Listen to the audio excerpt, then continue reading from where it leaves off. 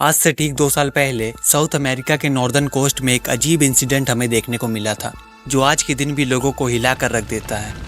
सोचो, एक dormant under water pipeline, basically एक ऑयल पाइप जो महीनों से चालू नहीं हुई थी, लेकिन आज उसकी मेंटेनेंस के लिए 5 शानदार और एक्सपीरियंस डाइवर्स उतरते हैं। पर यह सफ़र वैसा बिल्कुल नहीं था जैसा उन्होंने सोचा था। एक पल में ये डाइवर्स बिजली की रफ्तार से उस पाइपलाइन के अंदर खींच लिए जाते हैं, और जब रेस्क्यू ऑपरेशन शुरू होता है तो अनफॉर्चुनेटली बस एक ही जिंदा बाहर लौटता है। बाकी सब वहाँ उसी पाइपलाइन के अंदर अपनी जिंदगी गंवा देते हैं। सबसे हैरानी की बात तो ये है कि उनमें से एक डाइवर के पीछे सेट गोप्रो कैमरा ने उस अंधेरे में क्या क्या देखा वो सब कुछ उसमें रिकॉर्ड हो गया। तो तैयार हो जाओ, क्योंकि आज हम इसी कहानी को डिटेल में डिकोड करेंगे। ये वो कहानी है जो आपको एक पल के लिए भी पल के झपकने का मौका भी नहीं देगी।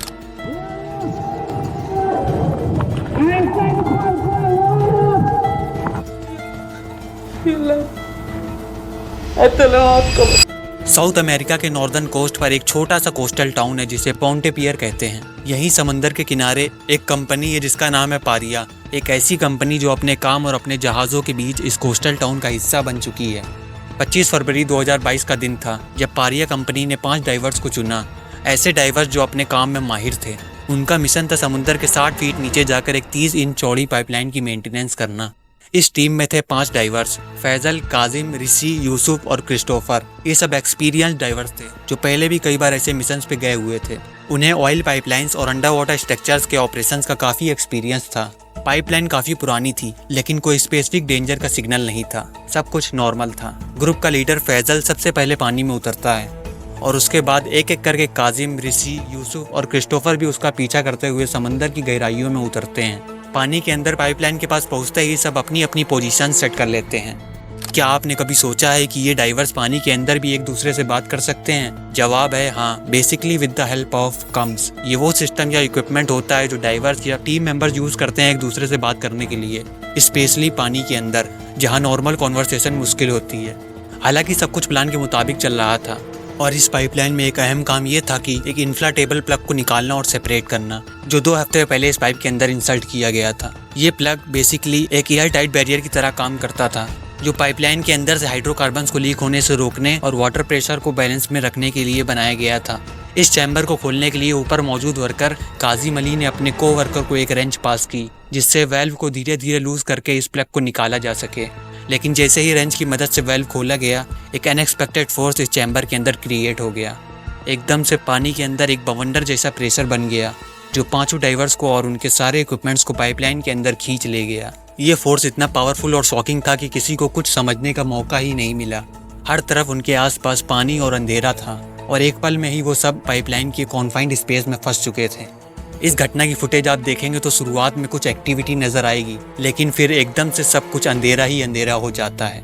पाइपलाइन सीधी ना होने की वजह से कुछ वक्त के लिए उन्हें थोड़ी राहत मिली, क्योंकि ये 5 लोग एक छोटी सी एयर पॉकेट में फंस गए, जहां वो सांस तो ले सकते थे, लेकिन किसी को समझ नहीं आ रहा था कि अब यहाँ से बाहर कैसे निकला जाए, क्योंकि पाइपलाइन के अंदर पानी का बहाव इतना ज़्यादा था कि कुछ लोगों की हड्डियाँ तक टूट गई थी। अंधेरा इतना था कि कुछ दिखाई भी नहीं दे रहा था, और उनके पास बाहर निकलने का सिर्फ एक ही रास्ता था, जिस रास्ते से वो आए थे।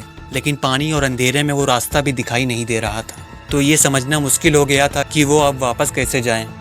काफ़ी सोचने के बाद उन्होंने डिसाइड किया कि जिस तरफ उनका सर है उसी तरफ वो आगे बढ़ेंगे, क्योंकि उनके पास और कोई ऑप्शन नहीं बचा था। लेकिन ये भी बहुत रिस्की काम था, क्योंकि पाइपलाइन सीधी न होने की वजह से कुछ जगह पे तो सांस लेने की जगह थी, पर कुछ जगह सिर्फ पानी ही पानी था। अगर वो पानी के अंदर से सांस रोक के निकलने की कोशिश करते और आगे सांस लेने की जगह ना मिलती, तो उनका वहाँ पर ही काम तमाम हो सकता था। इस मुश्किल सिचुएशन में क्रिस्टोफर और फैजल डिसाइड करते हैं कि दोनों अकेले आगे जाएंगे और वापस जाकर मदद लाएंगे। प्लान सिंपल था, पहले दोनों मिलकर बाहर निकलने की कोशिश करेंगे और फिर रेस्क्यू टीम बुलाएंगे। वो दोनों आगे बढ़ते हैं और एक और एयर पॉकेट में जाके फंस जाते हैं। फैजल की टूट चुकी हड्डियों की वजह से उसको आगे बढ़ना मुश्किल हो रहा था, इसलिए क्रिस्टोफर को अकेले ही आगे जाना पड़ा। 2 घंटे तक स्ट्रगल करने के बाद क्रिस्टोफर का शरीर पाइपलाइन के किसी चीज़ से टकराता है। दरअसल वो पाइप का बैंड था, पर पानी कम होने की वजह से उसके लिए तैर के वहाँ से निकलना लगभग नामुमकिन था। इस डेस्परेट सिचुएशन में क्रिस्टोफर ने ज़ोर ज़ोर से पाइप को ठोकना और आवाज़ लगाना शुरू किया। उसी वक्त कुछ रेस्क्यूअर्स को उसकी आवाज़ सुनाई दी, और उन्होंने उसके लिए एक चैन डाल के उसको बाहर की तरफ खींच लिया। जैसे ही क्रिस्टोफर बाहर आता है उसकी पहली बात यही थी, मेरे 4 दोस्त अभी भी पाइपलाइन के अंदर हैं और उन्हें मदद की सख्त ज़रूरत है। इस सिचुएशन में उन्हें ऑयल को धीरे धीरे एक्सट्रैक्ट करना चाहिए था या फिर कोई और सेफ रेस्क्यू मेथड अपनाना चाहिए था। कंपनी के रेस्क्यूअर्स तैयार थे, बस उन्हें ग्रीन सिग्नल मिलने का इंतजार था, लेकिन कंपनी ने उन्हें अंदर जाने की परमिशन नहीं दी। उनका कहना था कि बड़े ऑक्सीजन सिलेंडर्स उनके पास नहीं हैं और अगर रेस्क्यूअर्स अंदर गए तो उनकी जान भी खतरे में पड़ सकती है। ये सब सुनकर क्रिस्टोफर का दिल भर आया और उसने खुद ही अपने दोस्तों को बचाने की ठान ली, लेकिन कंपनी ने उसे भी रोक दिया। क्रिस्टोफर ने जब अपने दोस्तों की हालत बताई तो रेस्क्यूअर्स ने एक और तरीका सोचा। उन्होंने पाइपलाइन को जोर जोर से ठोकना शुरू किया। उन्हें उम्मीद थी कि अंदर से कुछ रिस्पॉन्स मिले और वो ही हुआ। अंदर फंसे हुए चारों लोग इस आवाज का जवाब दे रहे थे, अपनी जगह को मार करते हुए। अब उन सबको लगने लगा था कि शायद अब उन सबको बचाने के लिए जोरों शोरों से रेस्क्यू मिशन शुरू हो चुका है। वो सोच रहे थे कि शायद रस्सियाँ, डाइविंग गियर्स और एयर टैंक सब तैयार किए जा रहे होंगे और बस थोड़ी ही देर में उन्हें इस मौत के कैद से बाहर निकाल लिया जाएगा। पर वक्त बीतता गया और उन्हें कुछ भी नजर नहीं आया, ना कोई रेस्क्यू की आहट, ना ही पाइपलाइन में आने की कोई आवाज़। उन घायल डाइवर्स को उसी पाइपलाइन में बस यूं ही छोड़ दिया गया। वो बस अपनी बची खुची जिंदगी के इंतजार में पड़े रहे। धीरे धीरे पाइपलाइन में एयर भी कम होती जा रही थी और सांस लेने की उनकी ताकत भी खत्म हो रही थी। फिर भी वो वहाँ इंतजार करते रहे, लेकिन उनका इंतजार लंबा होता गया और वो अंधेरी पाइपलाइन में अपना एक एक पल घिसते रहे।